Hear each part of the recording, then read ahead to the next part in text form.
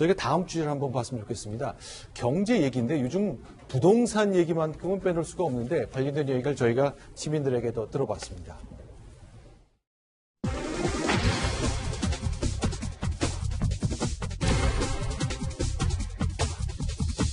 여기 책상머리에서 앉아서 생각하시는 것보다 정말 서민들 입장에서 생각해서 현실적인 해결책을 만들어 주셨으면 합니다. 부동산은 확실히 잡았다고 대통령 대담하시는 모습 보면서 좀 안타까운 모습이 생각이 들어가더라고요. 돈이 있는 사람들은 좀 집을 더 편하게 살 수 있는 상황이 된 것 같고 젊은 사람들은 오히려 집을 구하기 더 어려운 상황이 된 것 같습니다.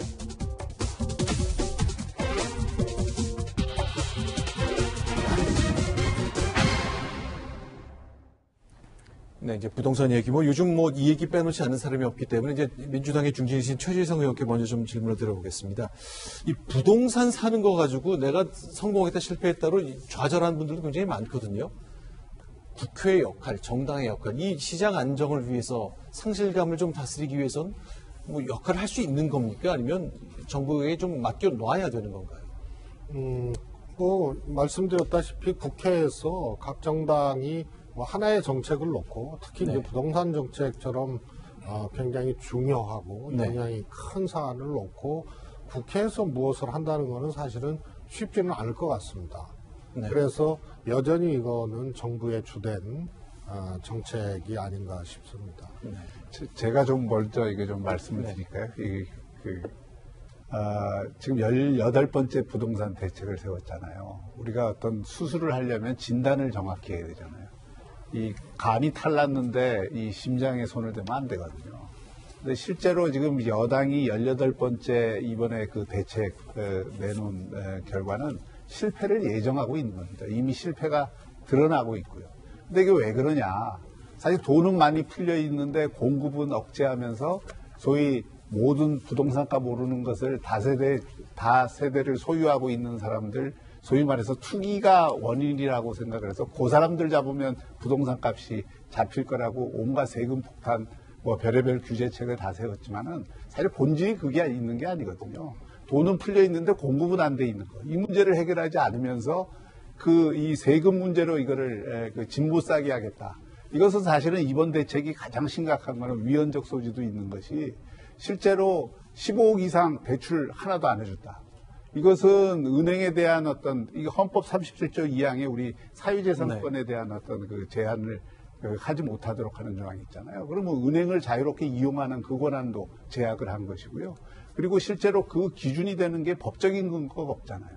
그러면 또 9억 이상은 20%밖에 대출을 안 해준다. 네. 이렇게 되면 그나마 자기 집을 살려고 했던 사람들조차도 희망을 잃게 만드는 거거든요. 그래서 그러면서 다른 한편으로 세금을 굉장히 강화시켜 놓으니까 이게 저희 공시지가 조금 올리면 그것만 끝나는 게 아니라 공시지가 현실화하면서 한 60개의 세금이 늘어나요.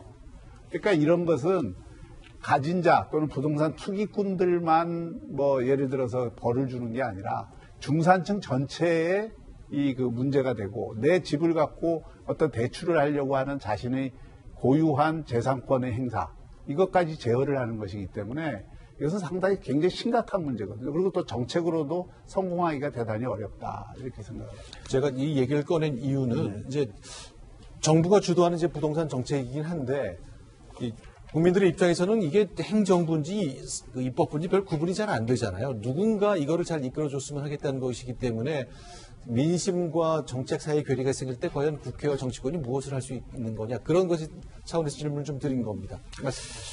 제가 이제 박 교수님 진단에 조금 다른 견해를 말씀을 드려야 될 것 같은데요. 이 정부 들어서 18번의 부동산 정책을 내놨는데 결과적으로 집값 폭등을 막지 못했고 어떻게 보면 이제 투기 세력의 내성만 키웠다 이런 평가가 한편으로 있습니다. 그러니까 이 대책을 내놓으려면 한꺼번에 근본적 대책을 내놨어야 되는데 찔끔찔끔 대책을 내놓다 보니까 이미 시장에는 내성이 생겨서 그런 규제들을 회피하는 또 다른 투기 방식이 등장하고 그걸 잡으려다 보면은 투기 수법은 더 진화하고 이 악순환이 반복되고 있다는 거죠. 근데 과거 역대 모든 정권들이 주택을 거주 목적으로 보지 않고 어떻게 보면 불로소득이나 경기부양의 수단으로까지 보는 이런 정책들을 많이 구사해 왔어요. 특히나 이명박 박근혜 정부 때 빚내서 집사라 정책이 저는 대표적이었다고 생각을 하고 결과적으로 천문학적인 가계부채를 우리 국민경제가 안게 됐는데요. 더 이상 이렇게 이 부동산이 그야말로 이 불로소득을 만드는 그런 수단이거나 또 이게 이제 세습까지 됩니다. 도저히 따라잡을 수 없는 자산 격차를 한국 사회에 만들고 있어요. 부동산으로 인해서. 그래서 아이들도 아파트 평수가 몇 평인지 서로 확인해보고 평수 비슷한 애들끼리 논다는 그런 좀 웃지 못할 얘기까지 있지 않습니까? 이렇게 점점 이 세습 자본주의화 돼가고 있는 이 심각한 부동산 문제를 잡으려면 저는 근본적인 대책과 근본적인 처방이 따라야 된다고 생각해요. 우리나라 주택보급률이 2005년도에 100%가 됐는데요. 지금도 집 없는 세입자가 48%가 넘습니다. 결국에는 한 가구가 여러 주택을 소유하고 있는 그럼으로써 이게 이제 시장에서 투기가 발생하고 부동산 거품이 발생하는 이 문제가 반복되고 있기 때문에 그렇거든요. 종합부동산세를 놓고서 세금 폭탄을 말씀을 하시는데 집 가진 사람의 3.6%만 종합부동산세 과세 대상입니다. 그리고 한 해 동안 1억 4천만 원의 아파트 가격이 올랐는데 종합부동산세는 67만 원밖에 오르지 않았어요. 이게 어떻게 세금 폭탄일 수가 있겠습니까? 우리 국민 97%는 이 종합부동산세와 전혀 상관이 없어요. 그래서 저는 다주택자, 그것도 고가주택을 소유하는 분들에 대해서 이 종합부동산세 보유세를 강화하는 정책이 이게 뭐 중산층에 대해서 페널티를 주거나 혹은 과도한 사유재산권의 침해이거나 그렇지 않습니다.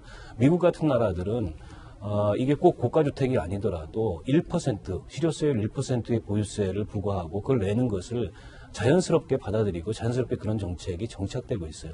우리나라 이렇게 투기가 심각하고 이게 심각한 불평등의 원인이 되고 있는데 이 정도의 대책마저 쓰지 않는다면 그거는 이 자유시장 경제가 아니고 그야말로 자유방임 경제가 되는 거죠. 네. 저는 민주당 정권의 이 주택정책 실패가 이번 총선에 엄청난 영향을 미칠 것이라 그렇게 보고 있고요. 네. 여러분이 말씀하셨습니다만은 제대로 된 대책이 나오려면 현실 진단이 장악해야 되는데 대통령께서는 부동산 정책 잘 되고 있다고 이야기를 하고 그다음에 통계청에서는 2019년도 서울 집값이 0.2% 하락했다고 발표했어요. 그런데 실제적으로 보면 이 정권 들어서 서울 집값이 40% 이상 상승한 걸로 나오고 있는 것이거든요. 그래서 우선 현실을 보는 눈이 대단히 잘못됐다는 말씀을 드리고 참여정부가 부동산 정책을 많이 실패를 했어요. 그리고 이 마칠 때 대한민국 부동산 40년이라는 정책 자료집을 냈습니다. 네. 특별히 노무현 대통령께서 이명박 대통령 당선자에게 그 책을 전해주셨어요. 우리가 실패한 경험이라는 것이 여기 담겨 있습니다. 이런데 제가 오기 전에 이 책을 다시 꺼내봤습니다. 네. 부동산 정책 실패 이유를 한 4-5가지 들었는데요. 지금에도 그대로 적용이 돼요. 과잉 유동성, 우리 박형준 교수님 말씀하셨죠. 시중에 돈이 엄청나게 풀려 있어요. 네. 주택 공급 부족을 2번째로 꼽았습니다. 이게 이제 시장 원리에 따라서 공급이 늘어나야 되는데 공급 없이 대정 요건만 쓴다는 거죠. 그다음에 공공임대주택 부족, 이것도 역시 공급 측 사이드입니다. 그래서 공급을 늘리는 정책을 쓰지 않고 이 그때마다 이 적응적으로 18개의 정책을 쓰니까 아니 두더지가 올라오지 못하도록 만들어야 되는데 올라올 때마다 때리서 들어가니까 들어갔다고 생각하는 거예요. 그래서 전체적으로 공급을 늘리고 그다음에 제일 중요한 것이 정책의 일관성이라고 돼 있어요. 그런데 이 정권에 대해서 안타까운 것이 18번 정책하면서 적흥적이고 그다음에 국민이 예측 불가능한 뭐 아까 말씀하셨지만은 얼마까지는 대출 금지다. 그럼 그 대출을 예상하고 집을 샀던 사람들은 다 큰 낭패에 처하는 거거든요. 그래서 일관성, 그다음에 공급적인 측면, 그다음에 장기적으로 보유세라든지 국회가 협력할 부분은 있습니다. 정부가 정교한 정책을 짜되 법적인 정부가 필요한 것은 넘겨서 야당을 설득하고 해서 가야 되는데 그런 것이 전부 부족하다. 저는 이렇게 보고 있죠. 예. 우선요, 이 부동산 정책에 하나 빠진 게 있어요. 그리고 저도 이제, 정부에도 좀 얘기를 하고 그랬습니다만, 지금 부동산 가격이 빠졌다. 이거는 이제 전국적으로는 그럴 거예요. 왜냐하면 부동산 가격 하락 폭락이 이제 문전 앞까지 왔습니다. 그래서 강남 3구를 비롯해서 소위 말해서 부동산 가격이 매우 비싼 이 지역과 그렇지 않은 지역, 이 지역의 그 외의 지역은 폭락을 걱정해야 될 때고요. 네. 그렇지 않습니까? 네. 그래서 요 정책이 지금 통째로 빠져 있는데요. 지금 정부에서 좀 해야 되는 거고요. 그 다음에 부동산을 소위 말해서 가격을 잡는다. 이런 것은 굉장히 어려운 일입니다. 그렇다고 거꾸로 과거에 이명박 박근혜 정부처럼 빚내서 집 사라 이 정책도 다른 국가적 위험을 초래를 했거든요. 지금 기업 부채는 중국이 제일 높아서 위험한 거고, 그 다음에 국가 부채는 일본 같은 나라가 매우 높아서 그렇고요. 그 다음에 가계 부채가 우리가 이 OECD 1등 아닙니까? 그래서 이게 위험수위까지 와 있는 겁니다. 그래서 이것을 부동산을 부동산으로만 보지 말고 이런 가계 부채라든가 다른 경제와의 연관성을 놓고 보면 이런 정책들이 이제 불가피한 측면도 있는 거죠. 다만 폭락에 대비하는 이런 것이 곧 오는 이 사안인데요. 인구 추이나 여러 가지를 봤을 때 이것이 통째로 빠져 있고 이런저런 다 사연이 있는데 소위 말해서 사각지대에도 똑같이 적용을 해서 정말로 이 세금 낼 능력이 없는 사람이라든가 이런 분들에게도 마찬가지 되게 되는 요 사각지대를 어떻게 할 것인가. 그 다음에 보유세를 높이는 흐름은 그것은 제가 보기에는 그건 당연한 흐름이라고 봅니다. 알겠습니다. 지금 이 부동산 문제만 갖고도 하나의 주제를 놓고 하루 종일 얘기를 해야 될 사안인데 시간 제약 때문에 여기서 좀 마무리를 해야 되겠습니다. 오늘 저희가 네 분과 함께 열띤 토론을 했는데 자, 21대 총선 이제 100일 남았습니다. 이제 결론을 맺어야 될 텐데요.